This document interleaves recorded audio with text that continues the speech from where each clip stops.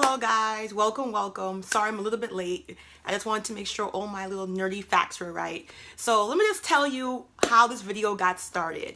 I actually have an economics page, which is called Hatchfoot Economics. It's for African American women of color, for financial freedom, economic empowerment. And I was just doing research today because it's a slow day for me. Sunday, I got a lot of my work done, so I was happy. And I was just looking about success, looking into success and seeing what makes the most successful people successful. So I just accidentally stumbled upon, looking at billionaires and the lifestyles of billionaires. And I came upon an interesting article that was posted in Financial Times, and it was talking about billionaire marriage. Now, I'm just going to be completely honest with you. I didn't know anything about this until today. That's why I spent the whole day reading and researching to make sure that, my thought process came from fact-based things, not just how I feel, but actual facts that's out there. So I noticed that, there was a heavy trend of billionaires being married, and billionaires, the top producers, I'm talking about the top 1-2% in the world, having these long lasting, stable marriages. So I was like, what is this? Is this a coincidence? And as I was doing more and more reading, it's not a coincidence. Of course, you have the occasional assholes like Donald Trump, who's been married 10,000 times, but he's not even in the top 20, top 30, or top 50 of the world's richest. So you should know that. He's like number 250 something. And I think his marriages does reflect some part of his failures, because when he was the most productive is when he was married to his first wife. I think her name was Ivana. And that's when he actually built the bulk and the blueprint of his company. And after that, his net worth hasn't really increased in terms of him producing anything. It's just his name and interest and, it was tricky things, but he hasn't had a phenomenal wealth increase since then. It just hasn't had it. So I was like, okay, how did I get here? How did I even get to look at this stuff? And it's because I want to see the social behavior of the most successful people. I want to see, what did they do? Is it any trends? And it was such an apparent black and white trend where I saw right away there was a steady stream of marriage. And I was blown away, because if you ask me, I think guys, who have money and cars, you could have any woman in the world. So when you say a billionaire, my head pops into an older guy in his 60s with a hot young chick, blonde or brunette, with double D fake boobs. That's just the image that society put in my head, that these are not men who are getting married. These are not men who are looking for a wife. These are the biggest playboys, like Batman, Bruce Wayne. I'm a comic book geek, you can tell. But that's not what I found. I found that Bill Gates and Warren Buffett and Steve Jobs and Jeff Bezos, these are the power giants of our society, along with anybody else. They were having long-lasting marriages, and even when they remarry people close in their age, and they are seeking long-term relationships. But it just boggled me, because these are the guys that can do whatever they want. They have women that want them. They're just rich. And of course, there's a certain portion of rich people who do live that type of lifestyle. But as you got richer and richer, like Mark Zuckerberg, you saw he got married. And his wife is very lovely. I think she's adorable. But when you think about the trophy wife, the plastic boobs and everything, you don't really think about her. You don't think about, you don't think about her. So I just want to say, what's going on, what's happening, and how can this be attributed to black women? How can I use this to make black women successful? And I did my research, I was reading, and I realized that you need a healthy marriage to have this success. It's a foundation of success. And I took a hit at feminism, and I just want to make something clear. I have a page, me, Connie Walker, I have a page for the economic empowerment and financial freedom of black women. Before anyone says, oh, you're anti-feminist, before I can even go into getting married and seeking a relationship for stability, I want to make that clear because I'm not here to offend anyone. I love the right to vote.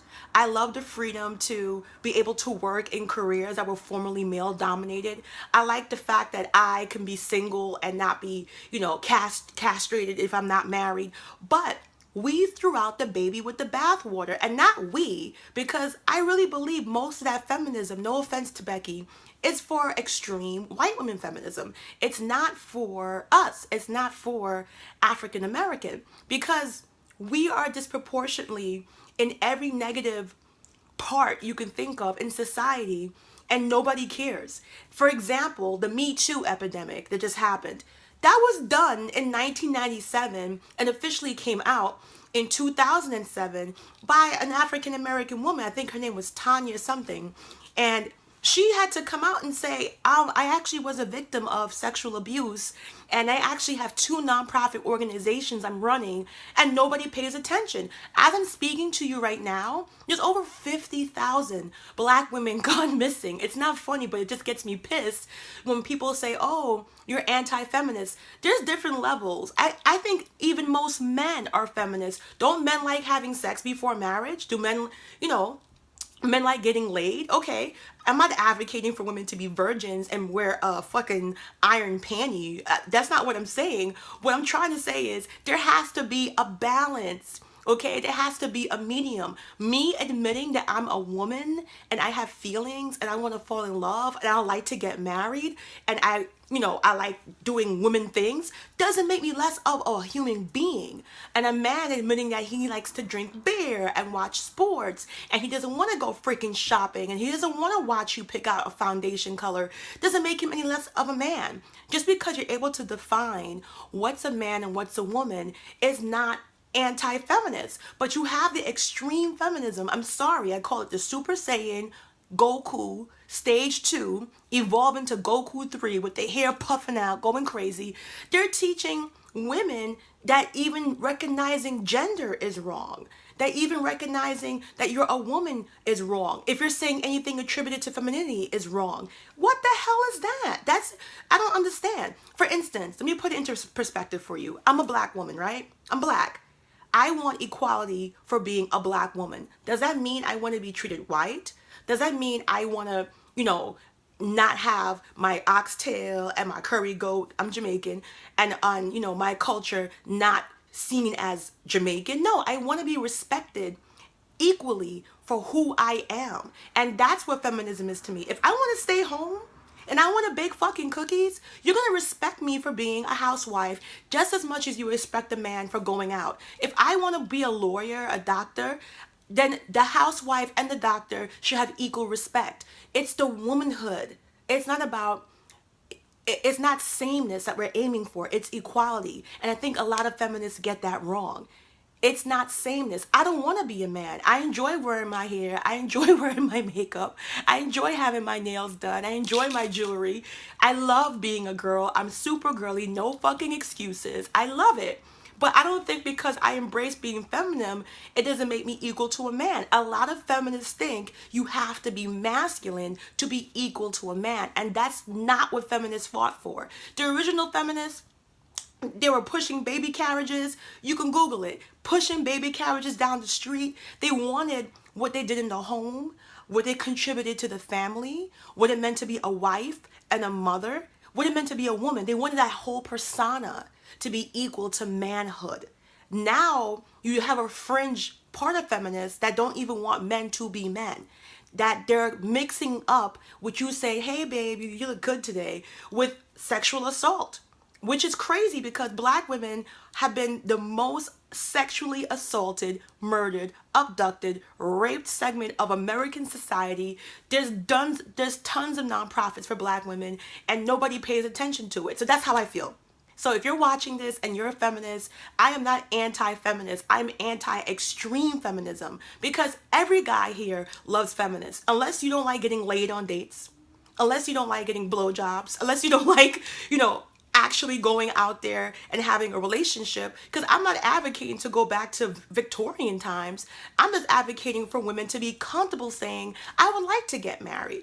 Being comfortable saying, I want to fall in love. I would like to have a great husband. You don't hear these terms anymore. And if you say it, it's like, It's wrong. So that's what I mean by Goku feminism. It's the women that watch out for women embracing womanhood. You know, if I say, hey, I want to settle down and have a family and go home and I want to be a stay-at-home wife, that should not be rejected. That should be equally respected as a woman who goes out of the home and has a career. And I advocate for that. I advocate for women to get educated, to get empowered. And even if you don't have formal education, if you go to my page or my YouTube channel, I even say you don't need a formal education to be successful. 35% of all billionaires are are self-made.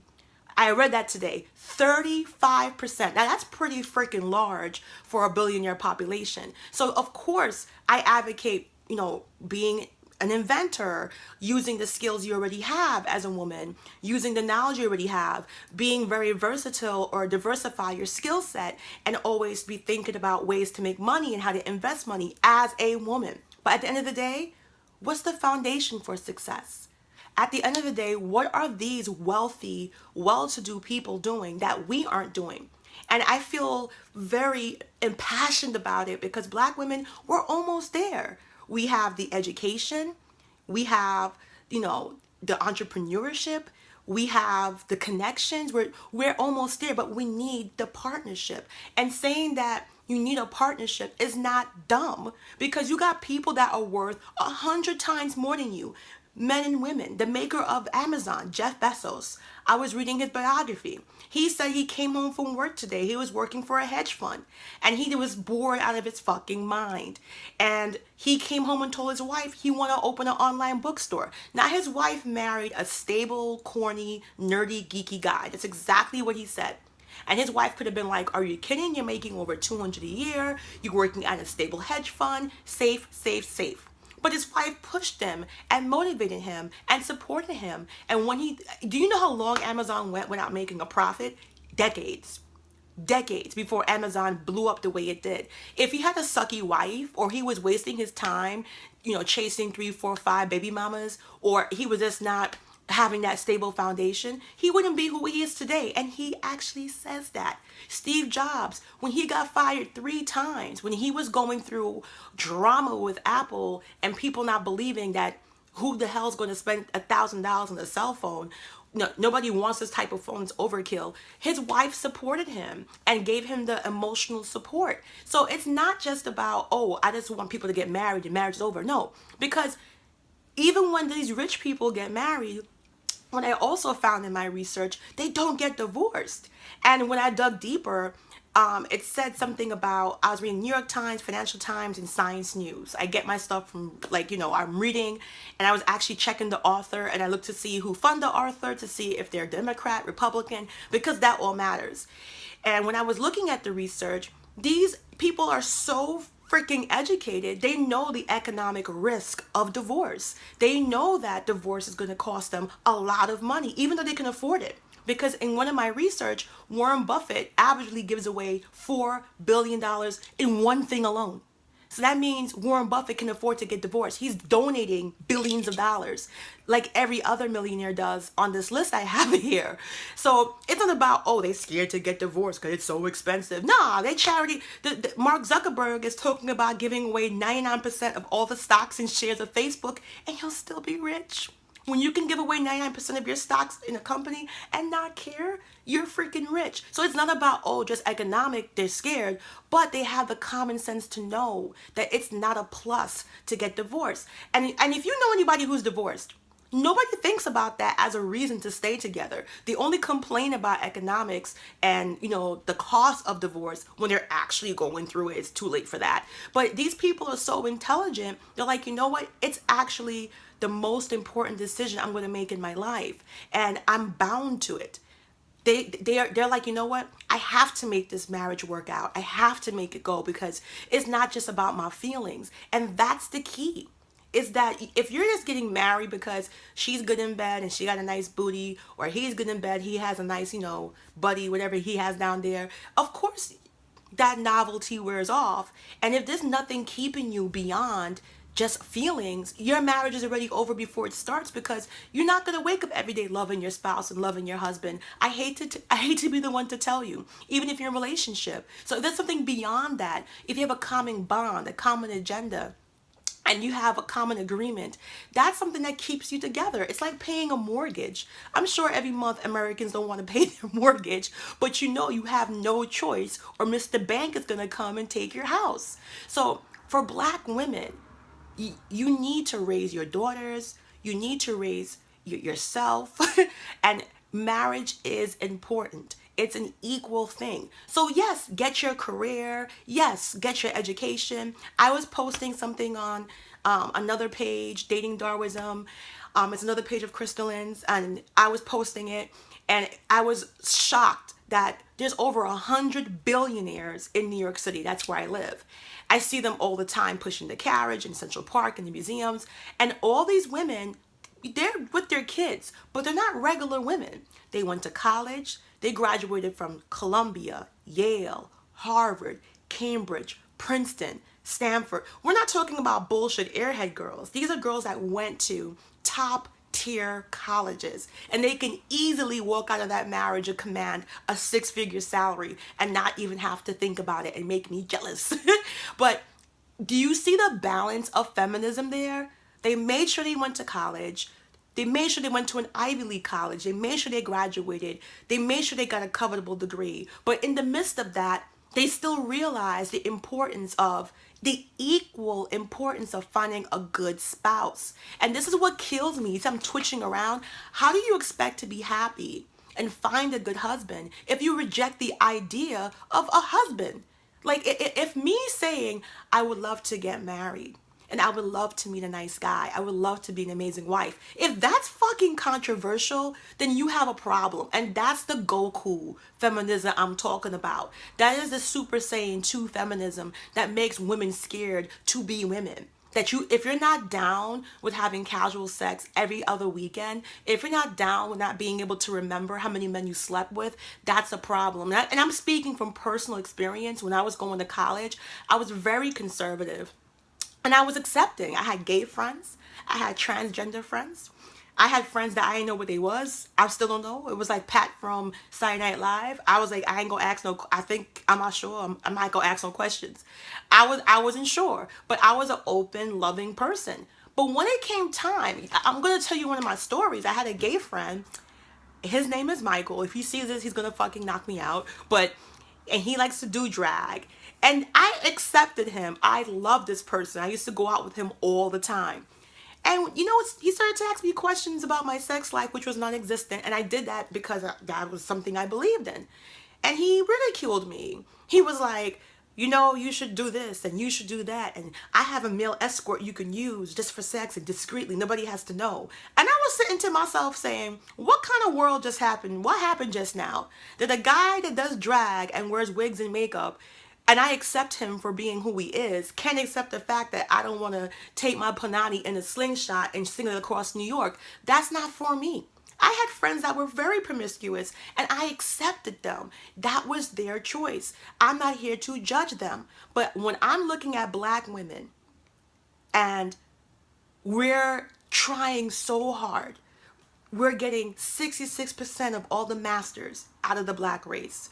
We're getting 70% of all PhDs out of the Black race. We are the #1 educated segment in America, meaning that we have education more than any other demographic, which is crazy. When you look and see that we are the #1 entrepreneurs in America, meaning that we are starting our own businesses, we are the #1 minority when it comes to inventing and networking. We're busting our ass, but we're not moving economically, not enough. At this rate, it'll take us another 300 years. So what can we do as Black women? You have to marry the right person.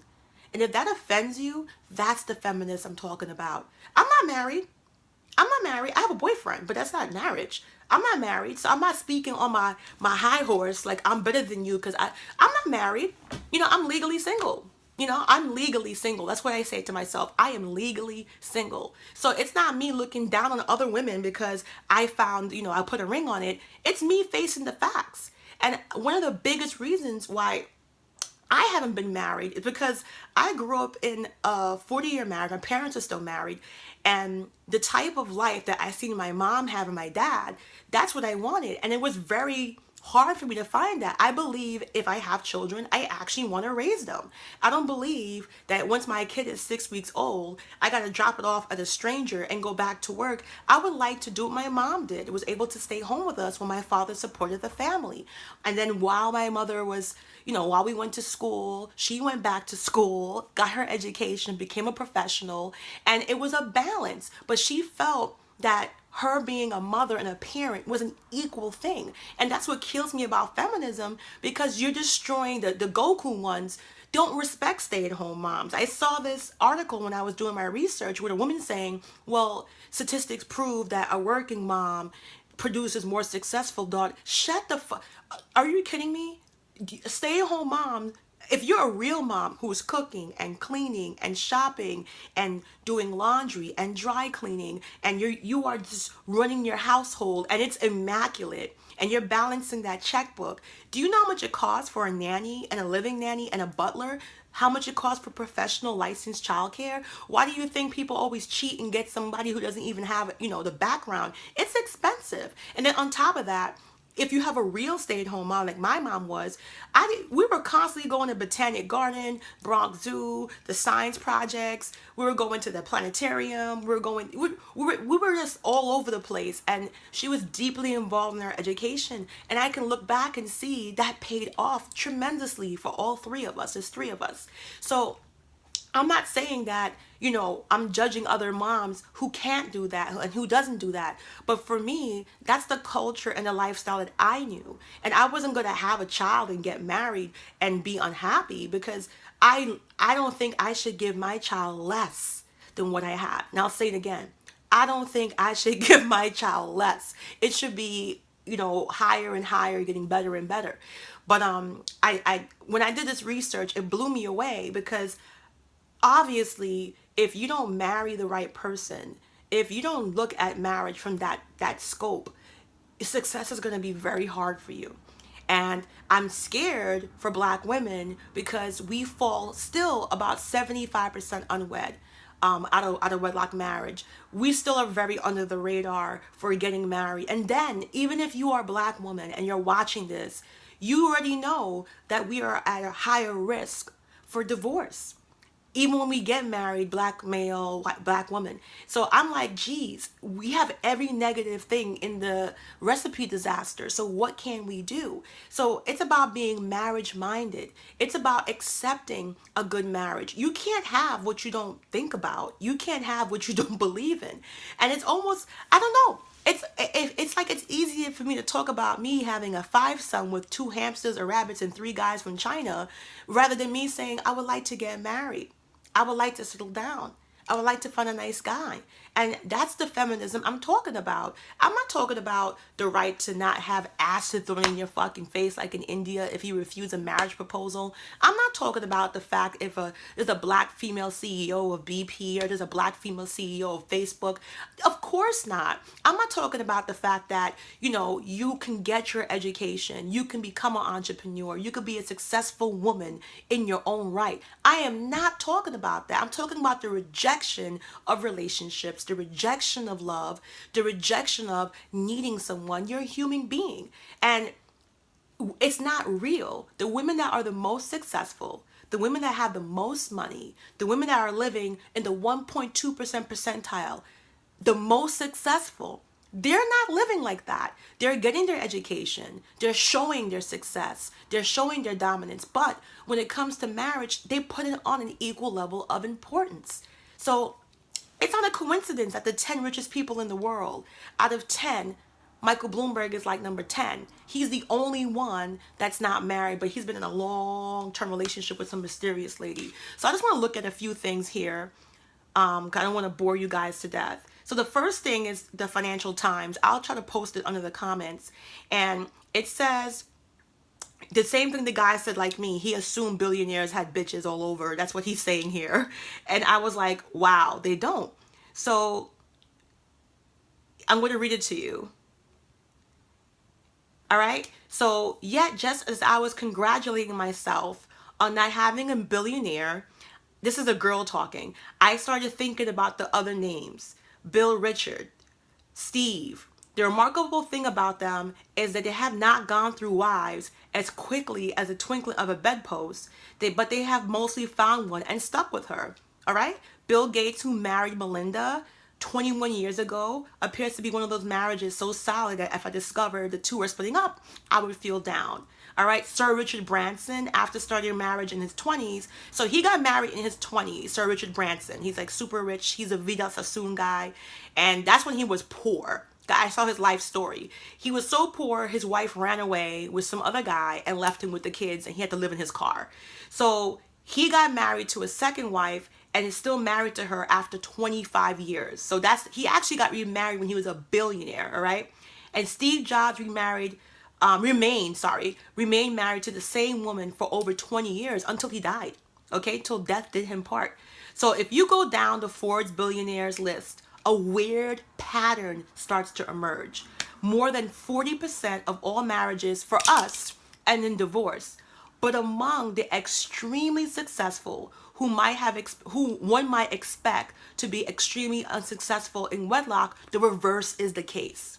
So again, these are men that have access to any woman they want, but they're not doing that. And you know why? Because a relationship is necessary for success, a healthy relationship. And a lot of people, a lot of feminists could be like, oh shit, Gallic gunfire, they're gonna go Super Saiyan on my ass. But it's the truth. It's the truth, because you can't look at Forbes top 10, top 20, top 100 and see a trend of long, stable marriage and walk away from it. You can't do that. These men can afford to get divorced. They're giving away billions of dollars a year, so they can afford to get divorced. The reason why their marriages, they're so intelligent, they know to be successful in life, you need a solid partner to be successful in life. So it's not just clinging to any man, any woman. They're going for smart women.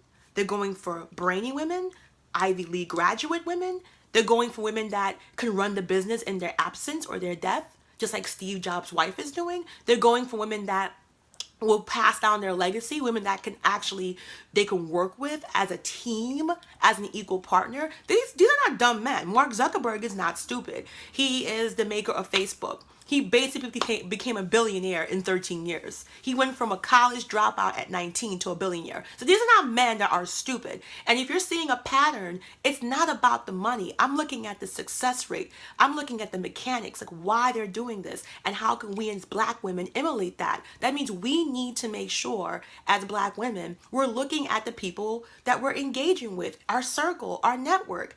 And the reason why I say you need that relationship, we put so much time and energy into friends, and your friends are not going to be there for you, son. If you lose your job, your friend's not going to help you pay half your rent. Your man will.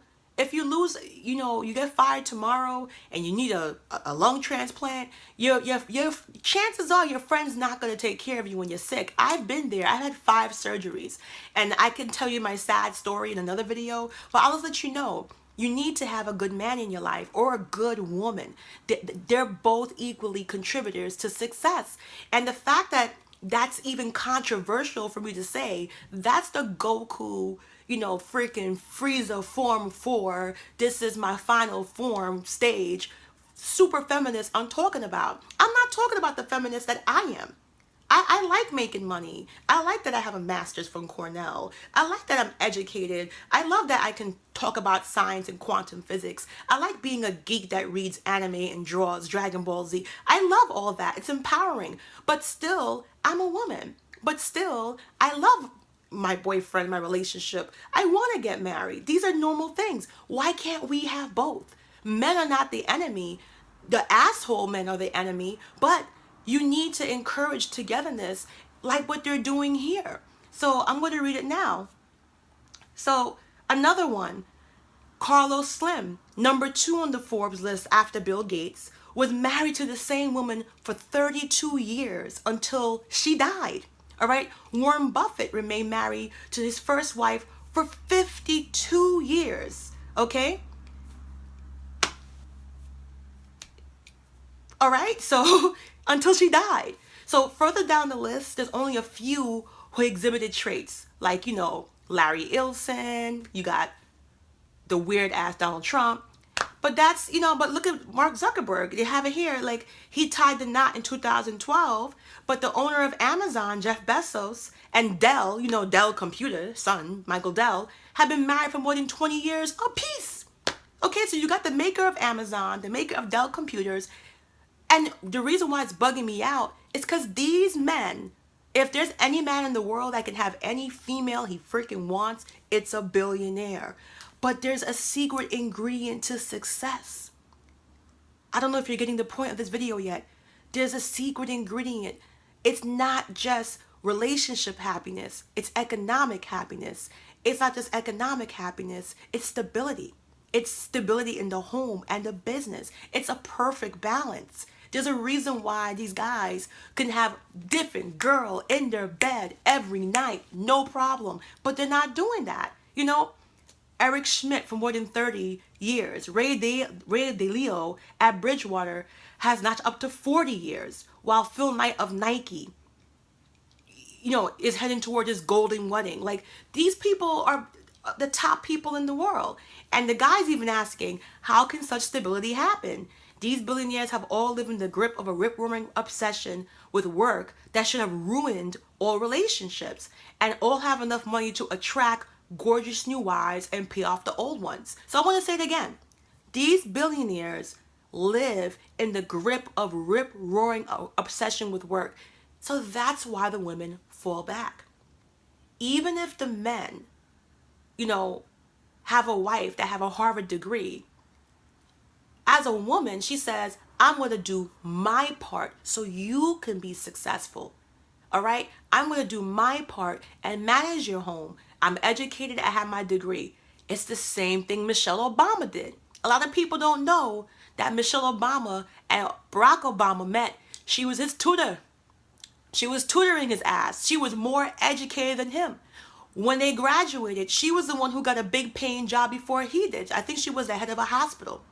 I don't know what she was, like a director for a hospital. But what if Michelle Obama was like, nah, son, I ain't falling back. Nah, I went to Columbia and Princeton. I want to be just like you. It's not about a competition. One needs the other. There's a wonderful story I like about Michelle Obama. And it pertains to this subject. The story starts like this. Michelle Obama and Barack Obama walk into like a Waffle House or like a diner, and it was all planned, but the guy that was running the diner was Michelle's ex-boyfriend, before Barack. And I'm laughing at the story, I'm thinking about it. Barack was like, look, that could have been your boyfriend. Now you married to the president of the United States. And Michelle said, if I was married to him, he would be president of the United States. I was like, shade. Because basically she's saying, you needed me to get to where you was. And Obama was like, that was it. He shut up. So it's not about a competition.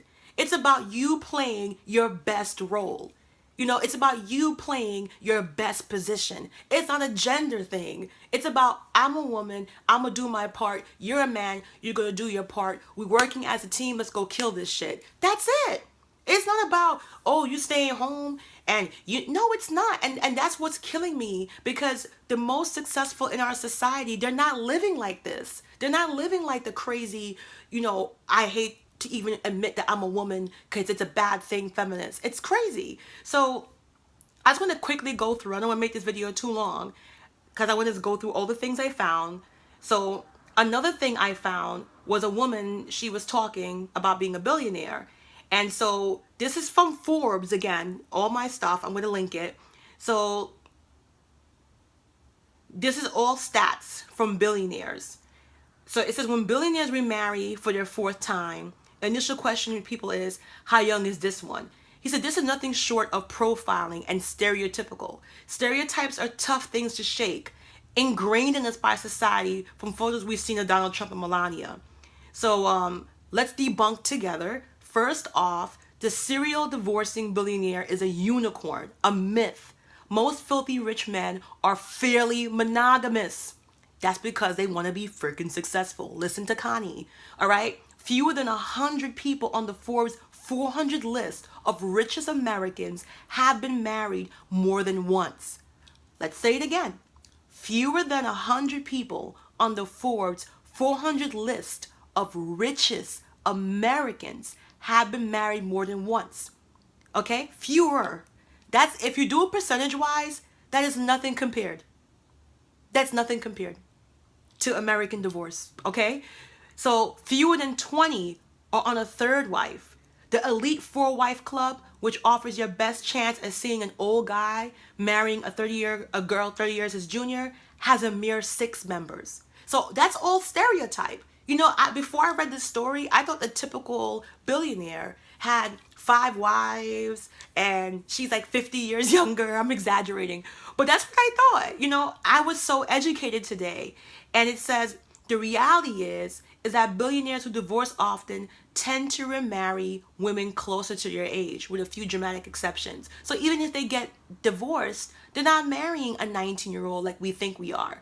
So there's more charts here that tracks billionaire marital histories. That's what I was looking for, the nerdy shit, the charts. So you can see you know, the richest people and how they're marrying, if it's age appropriate as well, because that's another stigma, that when these guys marry, they're marrying girls that are just mad younger, and it is not true. And you know, they go through all of the divorces, and you know, they're showing you the extremities, but what's the norm. So it's really interesting chart. I'm going to post it. Hopefully you guys get to look at it, and you know, you'll see. So what is the point? Black women, black women, we need to open our options, and we need to think about marriage as equally important as that MBA. We need to start thinking about it younger, sooner, and we need to find partners who are going to help us build our empire, our economics. And it's not selfish. What better way to get back to the world? What better way to be able to say thank you than be able to write a check to St. Jude for $1 million? And I mean that. What better way to give back to the world if you're able to donate tens of thousands to the environment, or donate tens of thousands to Ethiopia, or open a school in Chicago to help women get into tech? What better way to give back? And you can't give back if you don't get back for you first.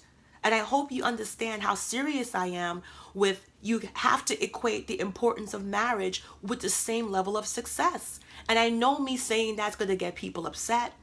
And I know me saying that's going to have feminists, the Goku's going to come for me, spirit bomb and everything. But I just want women to know that Black women, it's equally as important. It's not an option for success. There's a reason why I sat down on a Sunday and I was just so enthralled. I was shocked to see that the biggest bachelors, the most richest men in our American society, who have the options to have a girl in their bed, every different girl every night, are not doing that. They're monogamous. They're marrying Ivy League grads. They're marrying women that are highly educated. These women with these big degrees are choosing to stay home.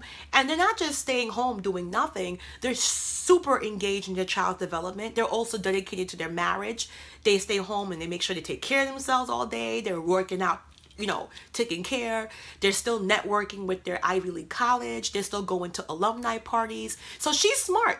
Just in case anything happens, her face is still out there. She's still doing charity organizations, working for nonprofits. So that's the stuff that kills me inside, is that in mainstream media, I didn't know that. If you asked anybody before this video, do billionaires get mad girls? Yeah. Do billionaires get married? No. Do billionaires settle down? No. So that's what I'm saying, that we need to, as Black women, hold marriage in that same pedigree, because these women are going to Ivy League schools and they're leaving with great husbands, and they're having that perfect balance. There's a reason why the top 10 richest men in the world all have stable, long marriages over 20 years.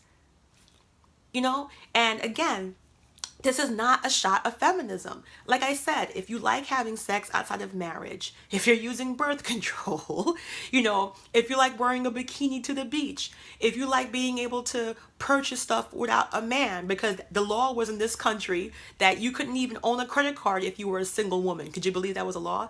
If you like having the women's right to vote, that's real feminism. You see the shit that's happening in Pakistan and India. They're throwing acid, the child sex rings. That's stuff that I turn into the Megatron of feminists. I'm like, yeah, let's fight. And most decent men do. Most decent men get upset when they see child sex rings in Thailand, and most decent men don't want women raped and acid thrown in their face. That's real feminism. Most decent men think women should have the right to vote. Most decent men think women should be able to work out there and get a degree and get a bachelor's. Most decent men don't mind if the professor's a woman or the doctor's a woman. That's real feminism. But feminism is not erasing gender lines and making me ashamed to be a woman that wants to get married, that wants to fall in love, that looks at, a wedding dress and say, "Aw, you're not supposed to girl shame me." And that's what they do. They girl shame you. And they blur the line. And the real feminists, the Goku feminists, they don't even care about black women rights. Because that was the case, you would know that we're the most missing, the most abused, the most killed, the most abducted. Black women make up less than 8%, not the black race, because black race is about 12 to 13% of the entire American population. But black women by itself make up only 8% of United States population, but we account for almost half of all murders. Where's the Me Too? Where's the Me Too? Black women get murdered and missing, and the white feminists, no offense to Becky, it's not a cause for concern. We are the most discriminated in the workplace. Go to the EEOC website. Say African American women don't exist in the boardroom, don't exist in the CEO. It's rare, even though we have 3 times the education. Black women are the most underemployed segment in America, which means you might have a master's and you might have a PhD to do a job that a white woman needs with associates or not even a degree at all. I've had that experience. So it's not me doing a racial war. It's just talking real shit. And I hate to do this, but you do know that Donald Trump won the white women vote. He lost the overall women vote. But when you're talking about demographics, he won 62% of white women vote. 62%, okay? Overall, he only won 42%, and Hillary Clinton did win the overall vote by 52%. Why did it drop? Because black and Hispanics didn't vote for him. We have different priorities.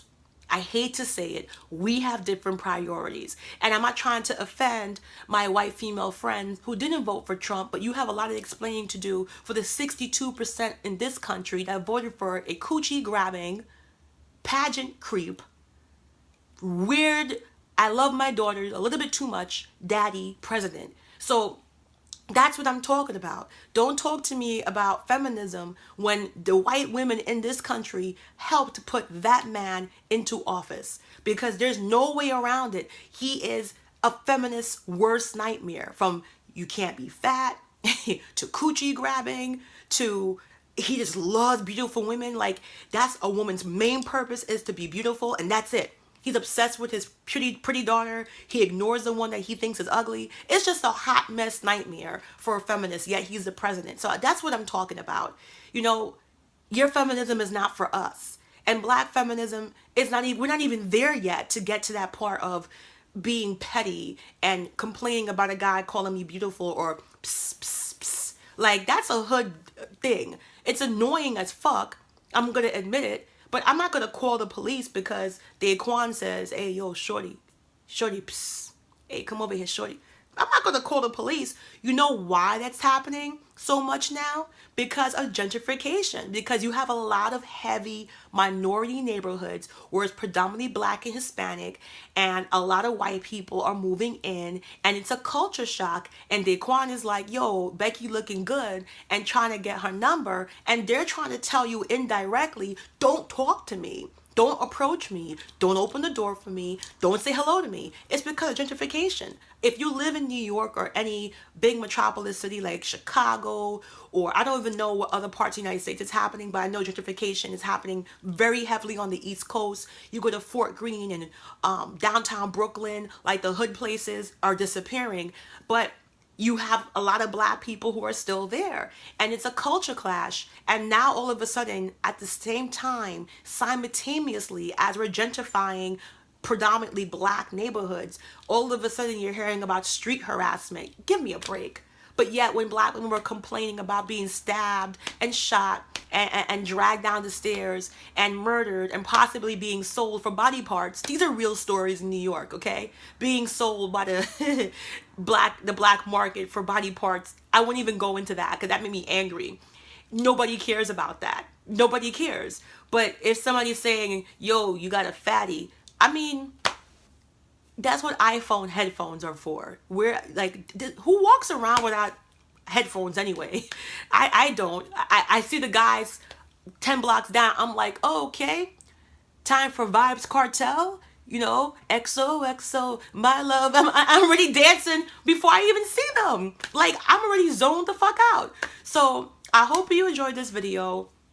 I hope it made sense. Black women, open your options, but make it an equal priority. The same way you're going to school to get a degree, you should be proud and you should be open about finding that right person. The top 1-2% in our country, they are doing it. They are going behind, not behind their backs, but they are getting married. They're having mad kids.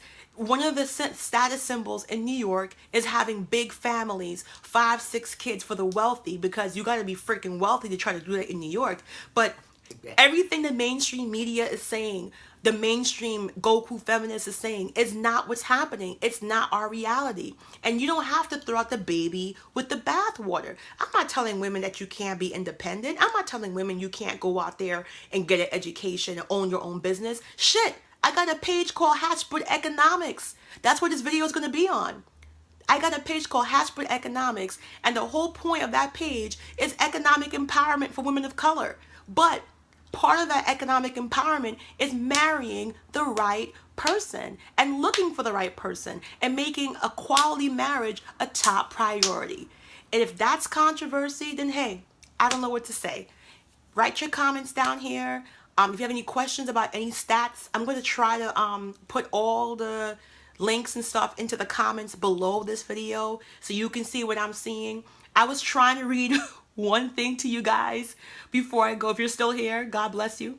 But there was one thing I wanted to read. They interviewed a woman, a billionaire woman, and she has like a very wealthy partner. Here it is.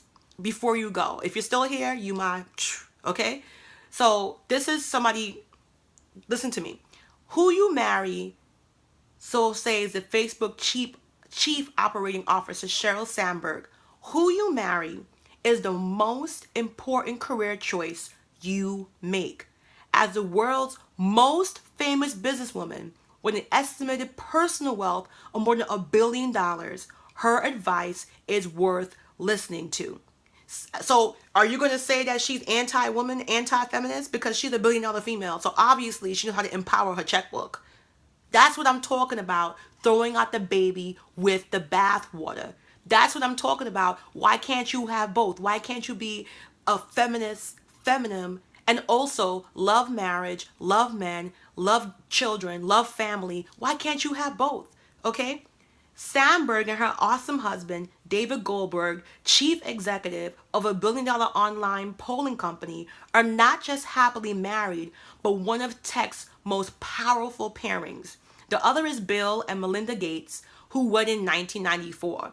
In an interview over the weekend, the 50-year-old Miss Gates cast a light on touch normality of the relationship, a sweater or a pair of pajamas for a birthday present, eschewing glittering dinners for film nights with the children in a home. Such apparent domestic bliss, however, extends far beyond the mansions of Silicon Valley. So-called golden couples are taking over the world. I want to say it again. So-called golden couples are taking over the world. So that tells you what? That A relationship, a good one, a healthy one, a stable one, a one that's made for the right reasons, is economically superior.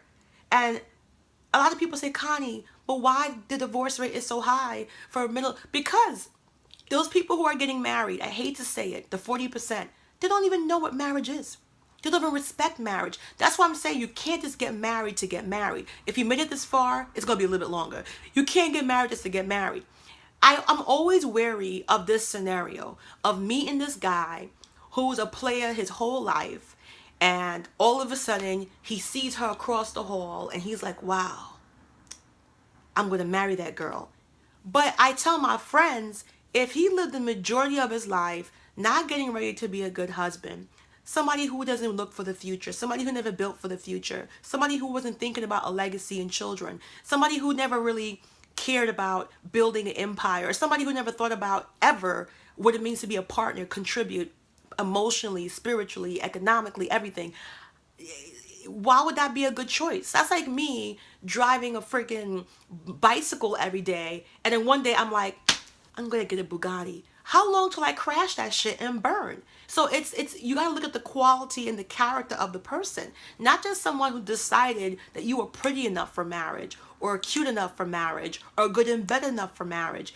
These people are highly intelligent and know that their relationship contributes immensely to their success. So there's a reason why rich person after rich person is saying that. You know, I want to read the rest of this. One might presume the skewed life of a billionaire revolves around a girlfriend in every port, and of course a mammoth private yacht to sail between them.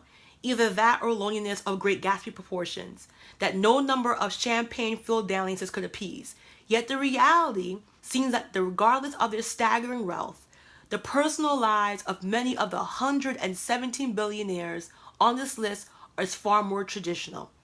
The divorce rate among mere mortals may be around 40%, but for the current pantheon of the super rich, it pays to stay together longer.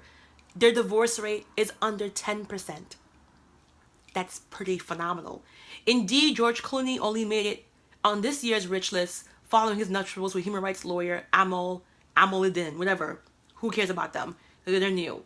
But that's what they're saying, is that, you know, there's something there with the high intelligence, with the mechanics. So if you look at relationships from that aspect, if you look at relationships and say, this is someone that's going to build a future with me, whether it's a man or woman, I think we could be more successful. I think if more black women said, okay, I'm looking for a partner. You know, I want to fall in love. I want to be happy. But where's this person going to take me in 5 years? Where's this person going to take me in 2 years? Where's this person going to, you know, where's he taking himself? Where are we taking each other? You know, I know where I'm going. Does he know where he's going? Where can we go as a powerhouse couple? I think if you put that into perspective, it would really throw out the red flag people, and it can help you become a better person all around.